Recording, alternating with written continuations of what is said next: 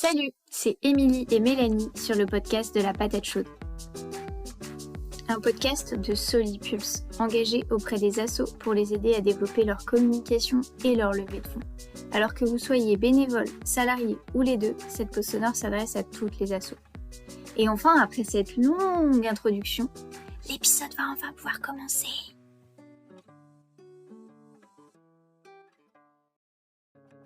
Donc, bienvenue dans la patate chaude, le podcast de Solipulse.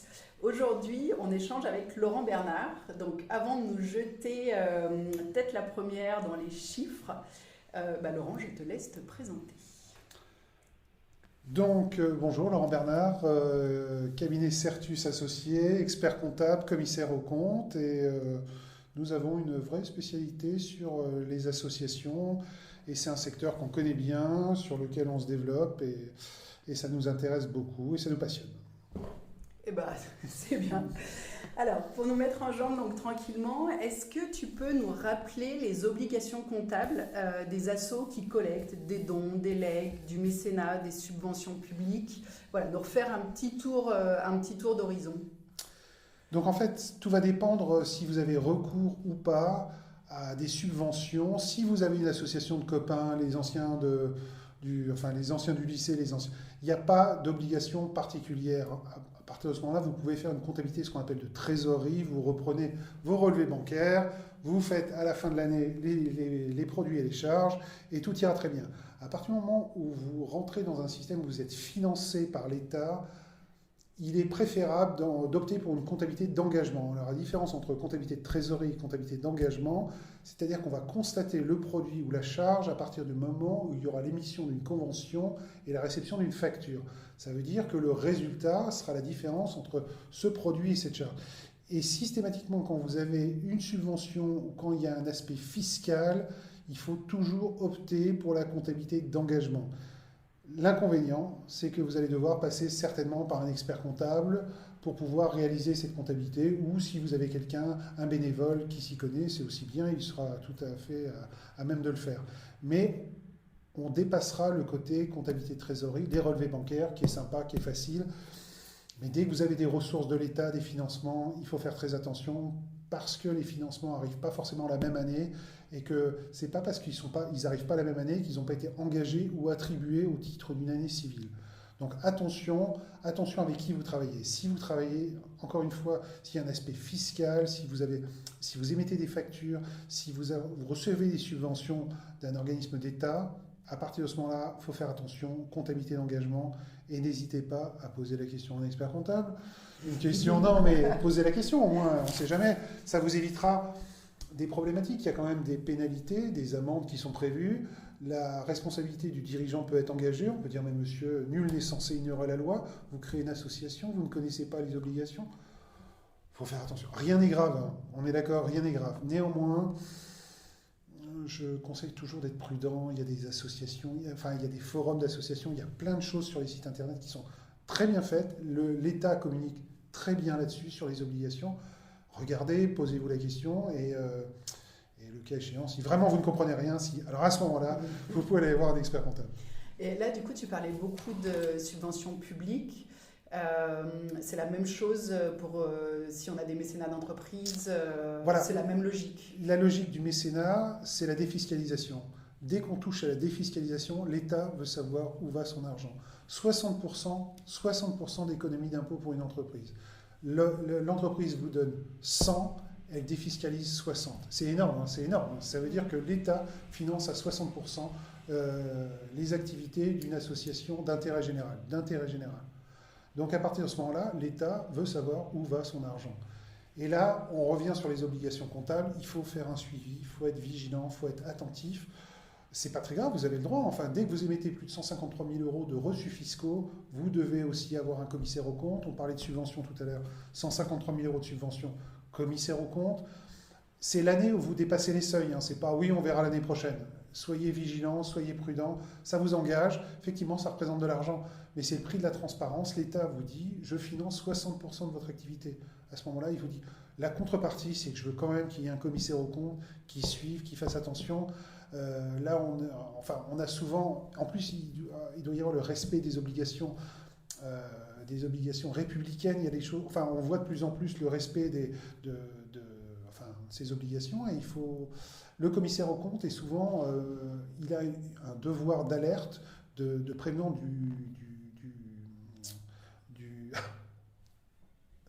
de la République, c'est-à-dire du procureur de la République. Ça y est, je l'ai trouvé, oh la vache! Donc le procureur, il a un devoir de dénonciation au procureur de la République s'il voit, au-delà de l'aspect financier, s'il voit des entorses au pacte républicain ou des choses comme ça, il doit dénoncer. Il y a une école qui vient d'être suspendue à Lille, il n'y aura plus de financement. On peut penser que le commissaire aux comptes a peut-être créé une alerte ou des choses comme ça. Donc il est important qu'un commissaire aux comptes intervienne pour s'assurer que du point de vue fiscal, administratif, juridique, vous êtes au carré. Donc il est... effectivement, 5 coups, voilà. Mais au regard de ce que l'État donne par le biais de la défiscalisation ou par le biais des financements publics, on ne peut pas dire que c'est de l'argent perdu. Après, c'est à vous de faire jouer la concurrence entre les commissaires en compte. Et tout à l'heure, du coup, tu parlais emploi, ressources, etc. C'est obligatoire d'avoir un compte emploi-ressources pour une association? Compte emploi des ressources, la législation a évolué et en fait, d'où vient le compte d'emploi des ressources? C'est une présentation différente de celle qu'on peut trouver dans la comptabilité. En comptabilité, on voit les charges par nature, les dépenses de loyer, les dépenses de personnel, alors qu'en fait, la présentation du compte d'emploi des ressources qui a été voulu par le législateur, c'est de présenter les dépenses par leur destination. Où ça va? Est-ce que c'est des dépenses de fonctionnement? Est-ce que c'est sur le projet social? Est-ce que c'est des dépenses liées à la communication? C'est-à-dire que vous donnez 100 €, vous savez où vont vos 100 €. Ils vont à 80 ou 85% sur les missions sociales. Ils vont également sur les frais de fonctionnement. C'est-à-dire qu'en fait, ça permet d'avoir une lecture différente des comptes de l'association. Vous avez l'obligation d'établir un compte d'emploi des ressources à partir du moment où vous dépassez 153 000 €. Alors 153 000 €, c'est pas un chiffre qui vient, on se dit mais où est-ce qu'ils ont été chercher ça? En fait, c'est simplement le million de francs qui a été divisé par le montant en euros 957 et vous avez 153 000 € environ. Et c'est à partir de ce seuil que vous êtes tenu déjà de prendre un commissaire aux comptes et en plus d'établir un compte d'emploi des ressources. Et c'est une obligation et ça vous met dans le giron de contrôle de la Cour des comptes. Dès que vous avez recours à la générosité du public, vous êtes susceptible d'avoir des contrôles d'organismes d'État parce que l'État veut savoir si effectivement le donateur n'est pas abusé. L'idée, c'est de voir si effectivement la volonté du donateur est respectée. Si l'association ne respectait pas la volonté du donateur, on pourrait tout à fait imaginer il pourrait y avoir un recours pour abus de confiance. Le dirigeant s'expose à des poursuites parce qu'il n'aurait pas respecté la volonté du donateur qui est de mettre de l'argent sur un projet dédié. D'accord. Et du coup, est-ce que ce 153 000 €, c'est aussi un seuil par rapport à la publication des comptes? Exactement. On retrouve une fois de plus ce seuil de 153 000 € pour la publication des comptes. Vous devez, à partir du moment où vous percevez des subventions au-delà, pour un montant minimal de 153 000 €, vous devez déposer les comptes de l'association, bilan, compte de résultat annexe et le rapport du commissaire aux comptes sur un site totalement gratuit, mais ils doivent être publiés comme les entreprises. Les entreprises, avec le greffe du tribunal de commerce, vous devez déposer vos comptes, vous devez les publier. Et j'allais dire, quand vous êtes en plus de reconnu d'utilité publique, il y a même la préfecture qui intervient, qui examine bien. Donc il ne faut pas négliger tous ces aspects. Et le fait de ne pas déposer les comptes peut vous entraîner une amende de 9 000 €. Enfin, c'est des amendes qui sont assez élevées, même plus chères que pour les entreprises. Une entreprise qui ne dépose pas ses comptes, au début c'est 1 500 €. Pour une association, ça peut monter tout de suite jusqu'à 9 000 €. Donc ne pas négliger, il faut être au courant. Enfin voilà, mais à 153 000 € de ressources et ou de montants de défiscalisation, c'est quand même des montants qui commencent à devenir significatifs. Mais ça va vite aussi, il faut être vigilant, soyez prudent. Et donc oui, du coup, 153 000 €, c'est commissaire aux comptes, c'est compte emploi des ressources. Si vous avez recours à la générosité, si appel à la générosité du public. 153 000 € de subvention tout court, il y a juste commissaire aux comptes. 153 000 € de recours à la générosité du public, vous devez, en plus du commissaire aux comptes, publier un compte d'emploi des ressources qui est dans l'annexe, mais qui va vous obliger à avoir une gymnastique qui va entraîner une comptabilité plus complexe, analytique, pour vraiment avoir les dépenses par destination, savoir si effectivement ce sont des missions sociales, est-ce que ça va sur le terrain, est-ce que les 100 € que vous avez donnés vont sur le terrain, est-ce que c'est de la publicité ou est-ce que c'est des frais de fonctionnement. Et ça, il y a un suivi particulier, le commissaire aux comptes est très vigilant sur les dépenses qui sont mises dans chaque rubrique. D'accord, pardon, ok. Et toi, justement, de l'expérience que tu as des assos, quelles sont les erreurs principales que tu identifies, les erreurs qui peuvent être faites par les assos? On sous-estime, en fait, les associations sous-estiment la complexité, s'imaginent toujours que ouais, c'est bon, c'est une association, enfin, qu'il n'y a pas grand-chose, alors qu'en fait, c'est plus complexe. Et la rigueur, paradoxalement, et je le vois avec les collaborateurs du cabinet, même eux ont une espèce de biais cognitif qui consiste à dire oh, c'est une association, c'est pas très grave. En fait, c'est bien plus grave qu'une entreprise. C'est-à-dire qu'en fait, la rigueur nécessaire pour comptabiliser dans les bonnes rubriques, dans les bons comptes, est supérieure à celle qu'on peut trouver en entreprise. En entreprise, on vous demande simplement que le résultat soit là, le résultat final sur lequel sera calculé l'impôt. Après, que ça soit dans la rubrique A, B, C, quelque part, tout le monde s'en moque. Pas dans une association. Il y a un budget, il y a des conditions, il y a des comptes rendus financiers qui sont établis, il y a une précision, une rigueur nécessaire qui est, je le dis, je le pense sincèrement, supérieure à celle qu'on peut trouver dans les entreprises. Vraiment, on ne peut pas faire n'importe quoi. Après, tout dépend de la taille. Dès qu'on dépasse les 153 000 ou pas, dès que c'est l'association de copains ou machin, ou qui reste en dessous des seuils, il y a des associations qui décident volontairement de rester en dessous des seuils des 153 000 il y a 50% et 75 000 € aussi de subventions publiques. Ils décident de rester en dessous de ces seuils pour ne pas avoir à rendre compte. Parce que dès que vous dépassez les seuils, vous devez rendre compte. Et là, ça devient, entre guillemets, compliqué. Mais ce n'est pas compliqué si vous êtes clair dans votre tête et que vous travaillez avec des gens qui sont clairs aussi dans leur travail, c'est pas compliqué. Mais par contre, si vous n'avez pas la structure ou les moyens financiers de pouvoir accompagner, là, ça devient difficile. Et on croise des associations à qui on fait des budgets qui nous disent bah non, on n'a pas les moyens. Et là, il faut redéfinir son modèle, parce que si vous n'avez pas les moyens, effectivement, d'avoir un commissaire aux comptes ou d'avoir une comptabilité analytique ou une précision administrative, à ce moment-là, vous devez renoncer à des subventions. Vous êtes obligé de renoncer puisque vous ne pourrez pas payer le traitement administratif de cette nouvelle contrainte liée aux subventions ou à la défiscalisation. Après, ce que tu disais par rapport aux entreprises, c'est aussi le fait qu'une association, c'est pas son argent, c'est l'argent qui lui est confié pour agir. Donc du coup, ça s'explique. Tu as tout à fait raison. Il faut être vigilant. Et nous, dans les réunions professionnelles, on a des gens qui interviennent. On n'a plus droit au bricolage. L'amateurisme n'a plus lieu d'être dans les associations. On a affaire à des professionnels. Même dans les grands cabinets, il y a des secteurs qui sont vraiment spécialisés dans les associations. Mais au même titre que pour les grandes entreprises. Et c'est-à-dire que les gens, avant, on mettait un peu dans les associations ceux qui n'étaient pas très bons pour le reste. Maintenant, ce n'est plus du tout le cas. Les professionnels qui sont là-dedans sont des gens extrêmement pointus, mais qui, par appétence pour le monde associatif, ont décidé de se lancer là-dedans. Et moi, j'ai des confrères dans des grands cabinets qui sont formidables. C'est pas ceux qu'on ne pouvait pas mettre dans les entreprises. C'est vraiment des gens extrêmement compétents, des juristes pointus. Il faut travailler avec la Cour des comptes, il y a des rapports. C'est avec l'État, il faut savoir où va l'argent. C'est des montants significatifs. Non, c'est un monde vraiment qui se structure, professionnalise et sur lequel il faut savoir malheureusement investir de l'argent pour pouvoir payer ses professionnels. Et justement, une association à but non lucratif n'a pas vocation à faire des profits. Du coup, vas-y. Mais non, mais j'entends ça tout le temps. On me dit « Ah, mais une association n'a pas vocation à faire des profits. » Oui, effectivement, mais elle fait peut-être des profits pour une bonne raison.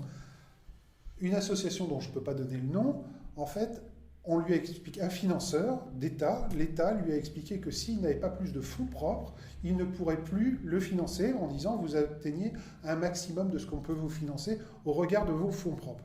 Qu'est-ce que sont les fonds propres? Ce sont les résultats cumulés depuis la création. Si vous avez 0 de résultats tout le temps, puisque vous ne faites pas bénéfice, vous n'avez pas de fonds propres. Si vous n'avez pas de fonds propres, vous n'avez pas de trésorerie pour pouvoir payer vos salariés le temps d'avoir les subventions qui vont arriver, parce que les subventions arrivent toujours très tard, machin. Donc pendant 1 an, vous allez devoir payer vos salariés et vous n'avez pas de trésorerie.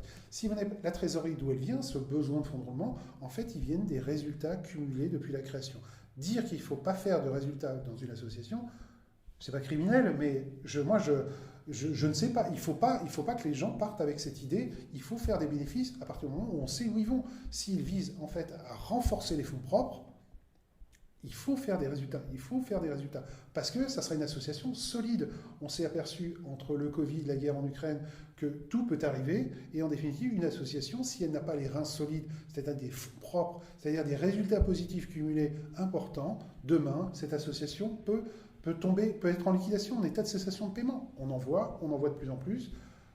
Donc ne partez pas du principe on va dépenser l'argent parce qu'il faut le dépenser. Non, on dépense l'argent parce que ça a du sens. Et si on n'a pas tout dépensé, eh ben, on le laisse en réserve, on le laisse pour pouvoir renforcer ses fonds propres.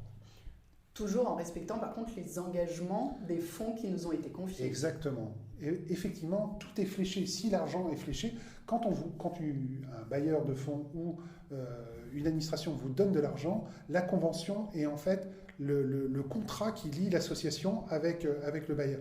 Et l'argent doit être placé exactement à l'endroit où il est prévu. Vous ne pouvez pas changer la direction en disant « Ah ben vous allez rire, on a eu 2 financements pour le même projet. » Et ça arrive, parce que vous sollicitez, vous ne pouvez pas... Parfois, vous ne savez pas à l'avance qui va répondre positivement. Donc, en fait, vous demandez 2 financements et les 2 arrivent. Attention, si effectivement les 2 sont fléchés sur le même, il restera de l'argent. Vous allez devoir rembourser. Si l'argent n'est pas dépensé, il faut le rembourser. Et si l'argent est réaffecté ailleurs qu'à l'endroit où on avait prévu, c'est de l'abus de confiance. C'est grave, hein.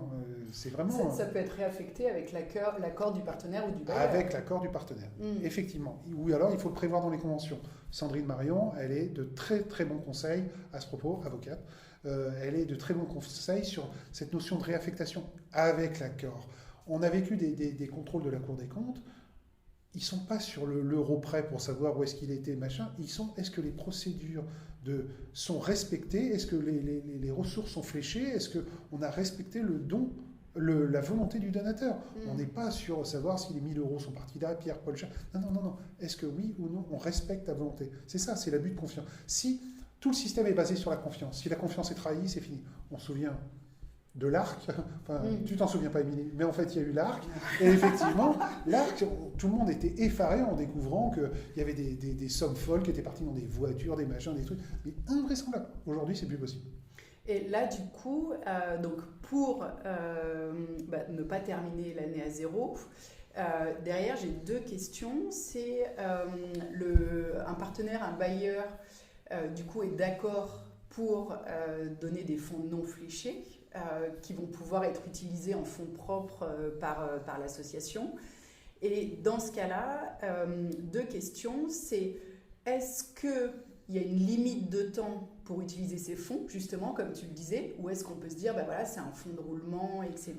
Et deuxième question, à ce moment-là, en fin d'année, comment on affiche ces fonds Alors, je comprends ta question. En fait, l'idée, c'est de dire, à partir du moment où on reçoit des fonds et qui ne sont pas fléchés sur un projet, on pourrait assimiler ça à une subvention de fonctionnement. Si la subvention de fonctionnement, en fait, n'a pas été consommée, alors elle va naturellement en fonds propres. Le résultat qui n'est pas consommé en fin d'exercice est affecté à la fin de l'année dans le cadre de l'Assemblée générale, soit dans le cadre d'une réserve dans une réserve de trésorerie ou en report à nouveau. L'idée, c'est de dire, attention, qu'est-ce qui est marqué dans la convention? Si la convention est une subvention, prévoit une subvention de fonctionnement et que le reliquat sera reversé en cas de non-utilisation, il faut se poser la question. Si ce n'est pas le cas, effectivement, ça va alimenter les fonds propres. Mais le fait d'avoir un résultat positif à la fin, on entend effectivement le danger, c'est de dire, les bailleurs, ils vont vous dire, le donateur, il va vous dire, attendez, commencez déjà à dépenser votre argent avant de venir m'en demander. Oui, mais on revient à la discussion tout à l'heure, la constitution des fonds propres. Donc avoir un résultat positif, pour moi, ce n'est pas un signe. Au contraire, même pendant le Covid, on s'aperçoit que les donateurs préféraient savoir que les associations avaient des réserves plutôt que de dire je vais devoir financer à perte ou l'argent que j'ai donné à l'association n'a servi à rien puisqu'en fait elle va déposer le bilan.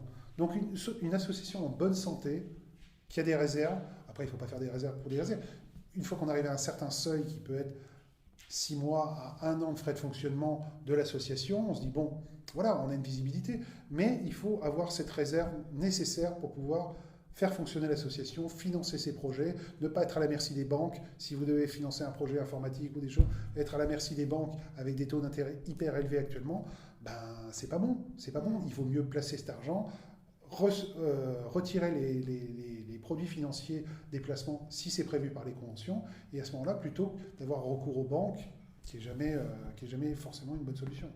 D'accord, donc du coup c'est une question que j'allais te poser, c'est effectivement en fin d'année, le ratio raisonnable entre guillemets, c'est de se dire l'association a un an de fonctionnement devant elle. Parce que du coup, il y a... Sur les fonds propres, c'est-à-dire oui. les fonds propres qui sont les résultats cumulés depuis la création. Pas sur le résultat de l'année. Sur le résultat de l'année, il y a un résultat qui est ce qu'il est, mais qui est la différence entre les ressources de l'exercice et les dépenses, moins les fonds dédiés, puisque les fonds dédiés n'ont pas été consommés, donc on les met en fonds dédiés.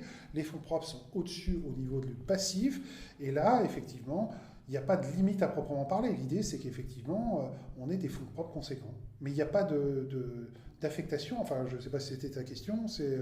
En fait, ma question, c'était est-ce qu'il y a un moment où si on se rend compte qu'en fait, les fonds propres sont beaucoup trop conséquents par rapport aux besoins de l'association, enfin que l'association fait vraiment la fourmi. Est-ce que là, du coup, ça peut être reproché ou en tout cas... Non, c'est pas. À partir du moment où vous n'avez pas détourné l'argent qui vous a été donné à un objet différent de celui pour lequel il a été prévu, il n'y a pas de problème. Après, c'est un problème de gouvernance interne. On ne fait pas des profits pour faire des profits. Donc, quelque part, il faut que ça ait un sens, qu'on se donne des limites. On se dit, OK, ça correspond, comme tu l'as dit très justement, à un an de frais de fonctionnement. Voilà, c'est bon, on a une limite, on sait où on va. Après, quelque part, on peut pas reprocher, sauf à dire qu'effectivement, on n'a pas pris suffisamment de risques pour réaliser des projets. Deuxièmement, on peut consommer ses fonds propres dans le cadre de projets à venir. Il peut y avoir un projet qui tient à cœur à l'association. On se dit, allez, ça y est, on va dépenser une partie de ses fonds propres dans le cadre d'un projet qui tient à cœur l'association, qui peut être tout ce que décidera l'Assemblée générale. Ok, et du coup, autre question justement par rapport aux frais de fonctionnement, on en a déjà parlé ensemble, et la dimension difficile pour les associations de se faire financer les frais de fonctionnement.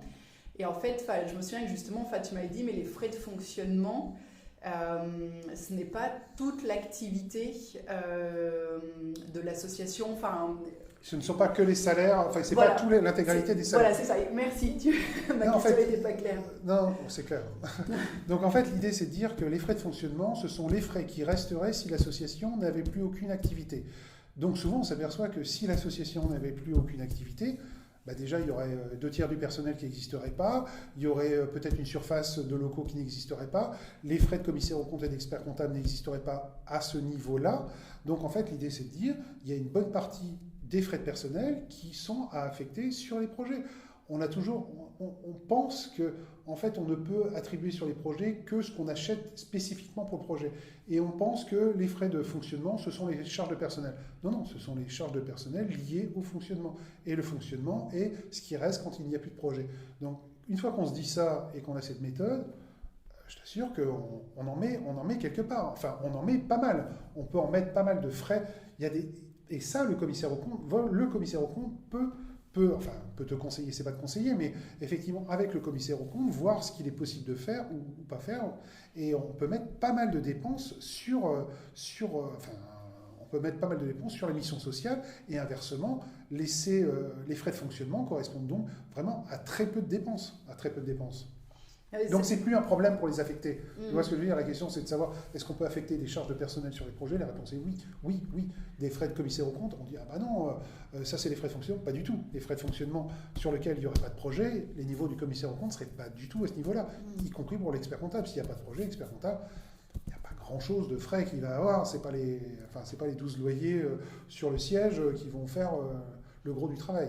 Non, mais du coup, c'est hyper intéressant parce que notamment pour avoir échangé avec des assos qui sont plutôt dans l'accompagnement, etc., et qui disent, mais en fait, nous, tous nos frais sont des frais de personnel, donc personne veut nous financer, Mais en fait, c'est la mission de l'association. Enfin, alors, effectivement, c'est-à-dire qu'on se retrouve avec des bailleurs de fonds qui ne comprennent pas ce qu'on vient de dire, alors qu'ils disent, mais non, on ne veut pas financer des frais de personnel. Mais frais de personnel, ça veut dire qu'ils veulent financer que des bénévoles. C'est-à-dire que c'est le modèle qui ne va pas. Mais dans toutes les associations, y compris les grandes ONG, il y a des personnels partout. Enfin, on n'imagine pas Médecins sans frontières à qui on dirait « Ah ben non, on ne va pas payer les médecins, on ne veut pas en prendre en charge ». C'est un problème de langage, c'est un problème de... Effectivement, c'est comment trouver les éléments de langage qui permettent d'expliquer ce que fait l'association, comment elle le fait, et de lui expliquer que de toute façon, les frais de personnel, s'ils ne sont pas pris en charge, l'action ne peut pas avoir lieu. Ou alors, c'est uniquement sur des bénévoles. Et même sur des bénévoles, on ne peut pas tout faire avec des bénévoles, les reconstitutions, les restitutions qui sont faites sur la consommation, l'utilisation des subventions, si on n'a que des bénévoles, c'est compliqué. Trop compliqué. C'est trop compliqué. Ok. J'ai l'air déprimé quand je dis ça. Là, si on change un peu de sujet, je veux bien qu'on s'intéresse un peu à la dimension mécénat sponsoring. Ouais. Là, ce gros bruit, c'est Laurent qui vient de tourner sa page. Ouais. Alors, donc, si on s'intéresse un peu au mécénat sponsoring, du coup, pour ta partie à toi, comment ça se traite pour une association ? alors, en fait, l'idée, c'est bien comprendre la différence entre les deux. Effectivement, le sponsoring, c'est un rapport d'échange entre les deux parties où, en fait, on fait de la publicité ou de la communication par rapport à une action. Alors qu'en fait, le mécénat, il y a un caractère désintéressé. C'est-à-dire le montant qui est donné ne peut pas excéder 4 fois le montant de la prestation en contrepartie. Donc, ça n'a rien à voir. Et effectivement, il y en a un qui est susceptible d'être assujetti à la TVA. Le sponsoring, c'est une prestation de service. Vous donnez 100, vous avez en contrepartie 100 en termes de communication ou d'action ou de prestation de service. Donc, vous êtes déjà dans le secteur d'activité fiscalisée. Dès qu'on dépasse les seuils au-delà d'un certain montant, on se retrouve effectivement dans le cadre de prestations fiscalisées. Contrairement au mécénat. Au mécénat, alors, soit c'est un don manuel, effectivement sans contrepartie, et soit c'est du mécénat avec une convention, et à partir de ce moment-là, on n'entre pas du tout dans le même domaine, le traitement n'est pas du tout le même, et il n'y a pas effectivement de problématique de TVA, ou on ne rentre pas dans les activités commerciales du tout. Alors que c'est vraiment deux choses distinctes, mais parfois la limite est ténue. J'allais dire, je repense toujours à Sandrine Marion, avec laquelle on travaille sur certains dossiers, et parfois c'est compliqué entre les produits de partage, il peut y avoir des rassemblements qui sont effectués autour d'un dîner caritatif ou des choses comme ça. À partir de quand il y a une prestation, le repas, à partir de combien on le compte, on le calcule. Ah oui, mais c'est un grand chef. Ah oui, alors c'est un grand chef, c'est plus le même prix du repas. Il y a plein de choses comme ça qui rentrent en ligne de compte et du coup, ça ne se reclasse pas dans les mêmes cases. Et si c'est plus dans les mêmes cases, potentiellement, ça peut être fiscalisé. Potentiellement, c'est une prestation de service. C'est du sponsoring. Enfin, c'est compliqué. Il faut être très prudent par rapport à ça parce que si l'administration fiscale vous tombe dessus, fatalement, elle redresse. Hein. Enfin, c'était ma question. Si on dépasse les seuils, justement, par rapport aux prestations, quel est le risque ? Et j'avais une autre question. Alors, est-ce qu'on peut dépasser les seuils sciemment sans le déclarer ? On peut. Et sinon, on peut aussi, justement, tu disais ça peut être ténu, ne pas se rendre compte qu'on était dans une dimension sponsoring. Non, tu fais la moue. Oui, non. Et du coup aussi, c'était à qui on s'adresse justement. Par exemple, si on a un doute, est-ce que c'est plutôt à notre expert comptable ? Est-ce que c'est plutôt à notre avocate fiscaliste ? L'expert comptable, c'est la première entrée. L'expert comptable, c'est le médecin généraliste. L'idée, c'est de dire, vous avez une question de l'ordre fiscalité, sponsoring, mécénat, vous allez voir l'expert comptable. Après, l'expert comptable va peut-être vous dire, oulala, c'est une question extrêmement compliquée, précise, il faut peut-être qu'on se rapproche d'une avocate spécialisée pour pouvoir apporter son regard. Effectivement, dès qu'on dépasse le seuil, dire qu'on ne s'en rend pas compte, c'est possible, mais l'expert comptable est là pour vous expliquer effectivement dans quelle catégorie vous êtes, et si vous dépassez le seuil, on va rentrer la fameuse sectorisation ou filialisation.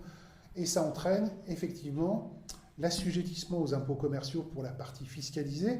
On s'en fait un monde. C'est pas si compliqué que ça. Et après, voilà, mais c'est pas si compliqué que ça. Nous, on a des associations qui sont partiellement fiscalisées ou d'autres associations qui ont choisi effectivement de filialiser. Filialiser, on crée une entreprise, c'est déjà plus la même chose. Hein. Une entreprise commerciale, il y a une IAS fiscale à établir, il y a des déclarations de TVA, on remonte potentiellement des dividendes, il y a du juridique. Waouh! Enfin, c'est possible, hein. Mais il faut déjà avoir des ressources qui envisagent ce genre de choses. Qui justifient. Qui justifient. Quand on est sur la sectorisation, objectivement, c'est pas si compliqué que ça. L'administration française est extrêmement bienveillante. Il ne faut pas les prendre pour des cons. Enfin, c'est juste le truc. Il ne faut jamais abuser avec l'administration. Mais l'administration est extrêmement bienveillante avec le contribuable. Après, si vous avez un expert comptable et que sciemment, vous ne faites pas les bonnes choses aux bons endroits alors que vous avez des échanges de mails, alors on vous dit faites attention, vous ne tenez pas compte de tout ça. Mais si on passait les seuils sans s'en rendre compte, et qu'effectivement toute l'analyse qui était faite sur le mécénat versus sponsoring n'était pas bonne, l'administration serait bienveillante. C'est-à-dire qu'elle vous réclamerait peut-être l'argent, mais les pénalités, rarement. Non, franchement, nous, les échanges qu'on a avec l'administration, c'est toujours, ça se passe dans de bonnes conditions. C'est plutôt les contrôles de la Cour des comptes qui sont, là, il faut être... ils sont moins bienveillants. Non, mais enfin, c'est pas la même chose. Alors pour eux, pour le coup, ils sont... Voilà, c'est moins facile. Mais l'administration fiscale, voilà, après il faut faire les choses bien, c'est tout. Il y a des points de passage, on trouve plein de choses sur Internet, on doit pouvoir être à même d'être dans les clous assez facilement, sauf cas exceptionnel, c'est assez facile. Et puis encore une fois, posez la question à votre expert comptable, et prenez un expert comptable qui s'y connaît. Non, mais parce que souvent, comme je disais, médecin généraliste c'est bien, mais le gars qui connaît rien, qui a 3 associations, on rencontre parfois des confrères qui font des choses, mais c'est flippant. J'allais dire, ils font pas les bonnes choses aux bons endroits. Et effectivement, ils peuvent entraîner l'association sur un chemin où l'administration qui aurait donné une subvention dirait attendez, c'est pas possible, c'est pas du tout ce qu'on avait prévu. Donc prenez quand même des gens qui s'y connaissent. Mais oui. Et du coup, par curiosité, une association qui se retrouverait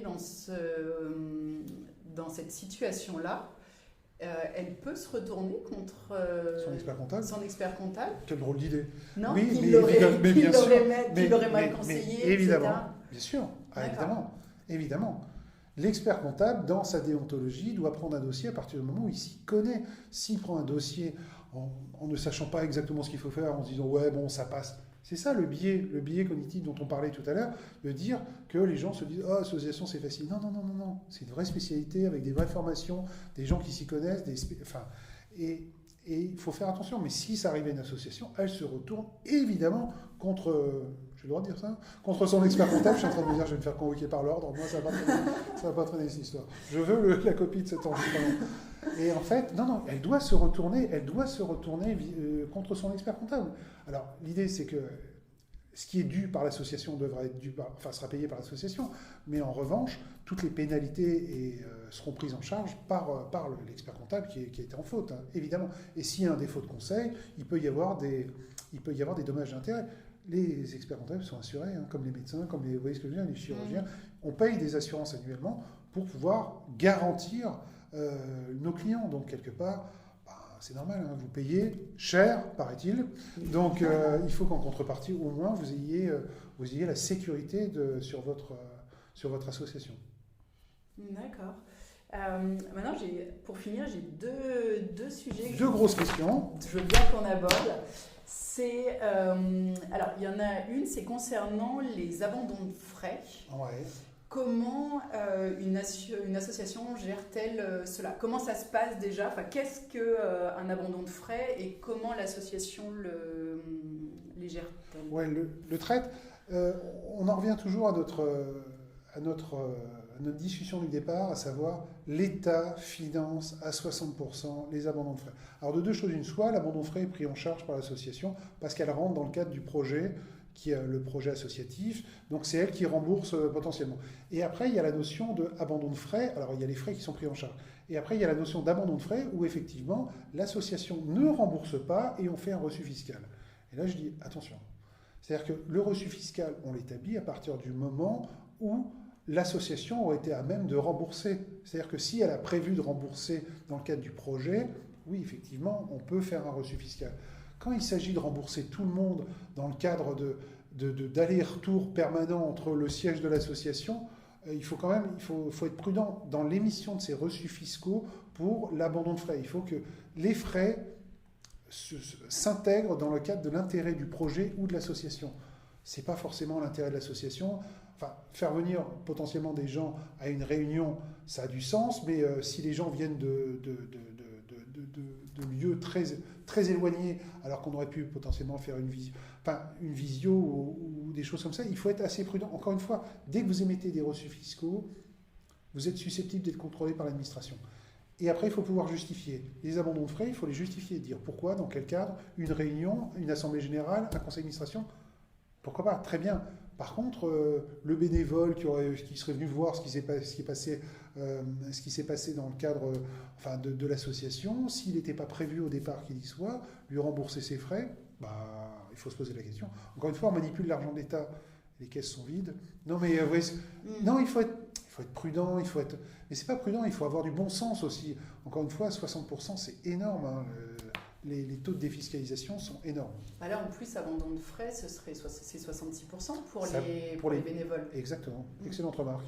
Merci. Non, excellente remarque, c'est 66%. Et ça peut monter jusqu'à 60%. Mais c'est énorme. Donc, il faut que ça soit justifié. L'association ne peut pas se dire « Ah, c'est pris en charge par l'État, c'est bon ». Non. Il faut avoir, ici comme ailleurs, un comportement exemplaire pour que le système ne soit pas remis en cause demain, où on dira « Bon, c'est plus 60%, c'est 40% ». Et voilà, tout le monde va y perdre. S'il y a des abus sur le système, tout le monde va y perdre. Le système est plutôt généreux, en termes de défiscalisation, il faut y faire attention.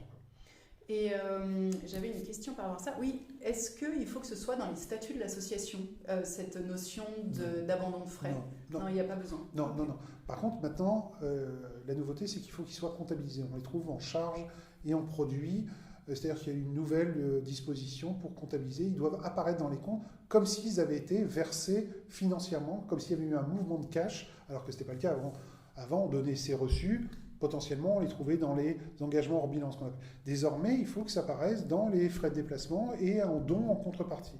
C'est-à-dire qu'en fait, on va avoir un montant d'abandon de frais qui sera précisé dans les comptes, entre guillemets, en cash. C'est un peu la nouveauté du nouveau plan comptable. D'accord. Et donc là, on parlait de l'abandon de frais des bénévoles. Et, pour clore notre échange, les bénévoles au sein des associations, est-ce qu'on peut les valoriser? Comment on fait? Oui, je pensais à ça juste pour rebondir pour l'histoire de l'abandon de frais. L'abandon de frais d'un bénévole sur un de ses projets qu'il fait lui-même, quelque part, ça ne marche pas. Hein.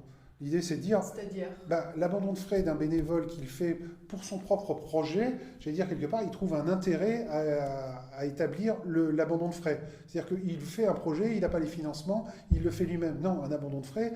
Quelque part, c'est pour l'association en elle-même, c'est pas pour son projet. Autrement, il trouve une contrepartie. Encore une fois, il faut être assez prudent sur les reçus fiscaux émis pour des bénévoles sur leur propre projet.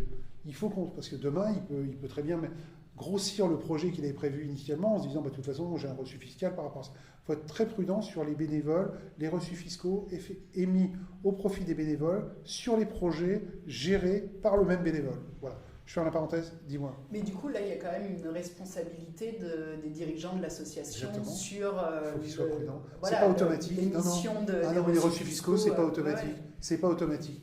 Alors, après, ça peut créer des tensions, mais c'est pas automatique. C'est pas automatique. Quel est l'intérêt de l'association? L'intérêt premier, c'est l'association. C'est pas... Alors, malheureusement, c'est pas les bénévoles, c'est pas... Et c'est l'association. Est-ce que l'association se met en danger en cas de contrôle? On pourrait lui reprocher. Peut-être. Après, je ne dis pas que ça va arriver, mais...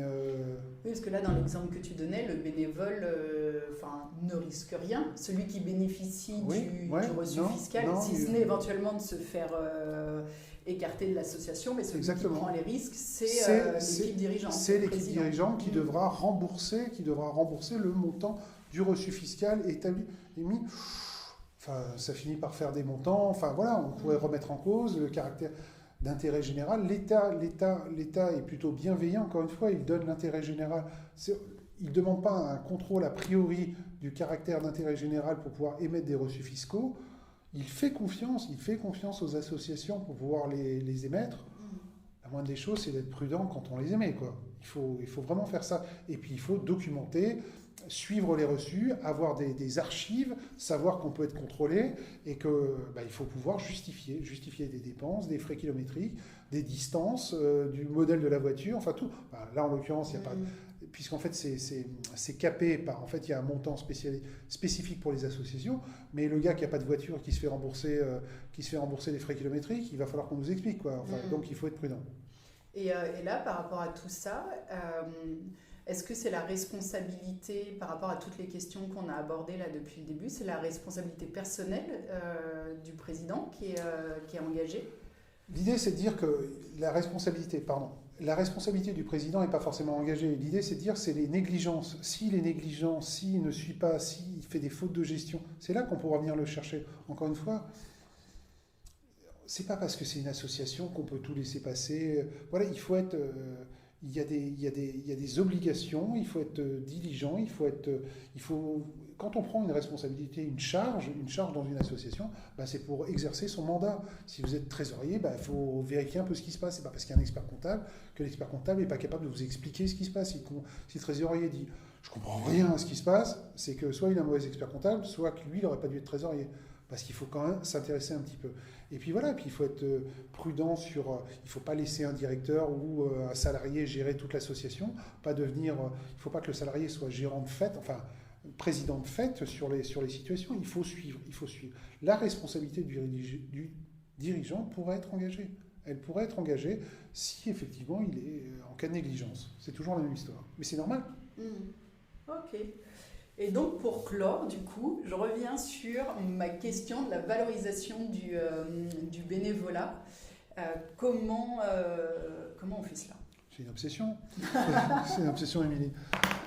Oui, alors en fait, l'idée c'est d'avoir des comparables. L'idée c'est de dire le législateur, avec le nouveau plan comptable, a décidé qu'il fallait valoriser les bénévoles.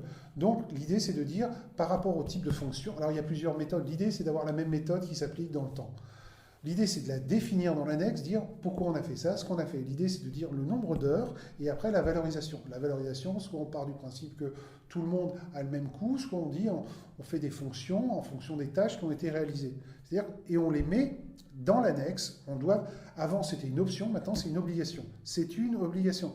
L'État veut savoir, il n'y a pas que l'État, les bénévoles, tous les bailleurs veulent savoir si, il y a des bénévoles et comment fonctionnerait cette association s'il n'y avait pas les bénévoles qui travaillaient.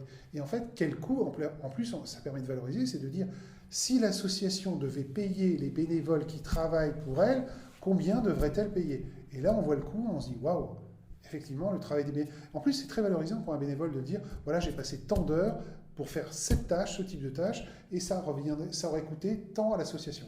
Donc, c'était une option, c'est devenu une obligation, et c'est très bien. C'est très bien. Il y a des comptes qui sont spécifiques, les comptes de contribution volontaire nature, qui sont dans les comptes, et c'est extrêmement important. Toi, comme moi, on connaît des associations, les bénévoles représentent une grande partie, et on s'aperçoit que le travail fourni par les bénévoles est énorme, hein, vraiment. Alors, il ne s'agit pas non plus de prendre tout le travail. Encore une fois, là aussi, il faut un contrôle, il faut des choses pour que c'est du sens. L'idée, c'est de ne pas mettre n'importe quoi, n'importe comment, mais suivre le temps des bénévoles. Il faut qu'on ait des tableaux, des choses qui sont susceptibles d'être contrôlées, et puis qu'on puisse comprendre ce qui s'est passé. Et c'est extrêmement intéressant de voir le fonctionnement de l'association au travers de ces temps de bénévoles. Et là, alors, en fait, c'était pas la dernière question. Il y en a d'autres. Je suis carré. Est-ce que c'est... tu parlais de dons en nature, et justement, tout ce qui est dons de matériel, etc., dans les comptes, comment on le met en valeur? En fait, c'est les contributions volontaires en nature. L'idée, c'est ces fameuses contributions volontaires en nature. On les voit dans les comptes de l'association pour la valeur neuve ou d'occasion à laquelle ils auraient été achetés si l'association avait dû les payer. Alors, il y a deux églises, il faut savoir, il y a deux églises. Il y a certains experts comptables qui mettent à la valeur du reçu fiscal. Moi, je ne suis pas du tout d'accord. Et en fait, pour moi, il faut le mettre à la valeur à laquelle on aurait dû payer ce bien, ou cette prestation de service, si on avait dû la payer. Une prestation de service d'accompagnement, de communication, il faut qu'on ait la valeur réelle et non pas la valeur fiscale de récupérer. L'idée, c'est la valeur réelle auquel aurait dû payer l'association, comme le bénévolat. Le bénévole, on ne se pose pas la question de savoir si fiscalement machin. On dit, il a fait tant d'heures à tel prix. Voilà, si on avait dit acheter du matériel, on a eu du matériel gracieusement, on aurait dû le payer tel prix, et l'association a bénéficié. Voilà, c'est ça l'idée, c'est de dire pour qu'on ait des choses comparables et des choses à la valeur de marché. Parfait. Eh bien voilà. Formidable. Est-ce qu'il y a des points qu'on n'aurait pas abordés et où tu te dis ce serait intéressant de le mentionner? Enfin voilà, c'est des points importants. Moi, c'est juste la notion de prudence, si je devais résumer. En fait, ce serait la notion, il faut être prudent, mais il faut être curieux, et c'est pas si compliqué que ça. Moi, j'aurais tendance à dire, dès qu'on dit comptabilité, tout le monde a envie de Non, tellement pas. Non, si, non. Et en fait, c'est une erreur parce qu'on s'aperçoit que ça peut être passionnant et c'est hyper intéressant. Comprendre le fonctionnement de l'association, savoir quels sont les seuils, pourquoi, comment, ce qui se passe, où est l'argent, où va l'argent. Moi, personnellement, mais je suis un mec normal, mais je trouve ça passionnant. Et je vous assure que quand on fait le travail avec les associations, c'est pas l'information va de l'expert comptable et tout le monde. Non, c'est un échange. Si, encore une fois, c'est ce que je disais, si le trésorier ne comprend pas ce qu'il faut abandonner. Nous, en Assemblée Générale, on essaie de présenter les comptes, on fait des questions-réponses, parce qu'il faut que l'association s'approprie les comptes, comprenne où est l'argent, parce qu'il y a des fantasmes sur l'argent, où va l'argent, comment est fait l'argent. Enfin, pas comment est fait l'argent, mais comment est utilisé l'argent. Et là, vous apercevez que quand vous expliquez aux gens, dans le cadre d'Assemblée Générale, nous, on a des centres sociaux dans des quartiers difficiles et tout, et vous apercevez qu'il y a des gens qui parlent à peine français et tout, qui s'intéressent aux comptes, qui posent des questions. Et moi, je trouve ça super de se dire qu'effectivement, on a réussi à expliquer ce qu'a fait l'association et son travail au travers des comptes présentés. Eh bien, génial. Oui, je crois qu'on peut le dire. Laurent est passionné. Non. Merci beaucoup, Laurent. Je t'en prie, Émilie, c'est un plaisir. Eh bien, top. À bientôt. Voilà, cet épisode est terminé. On vous dit à bientôt. D'ici là, prenez soin de vous.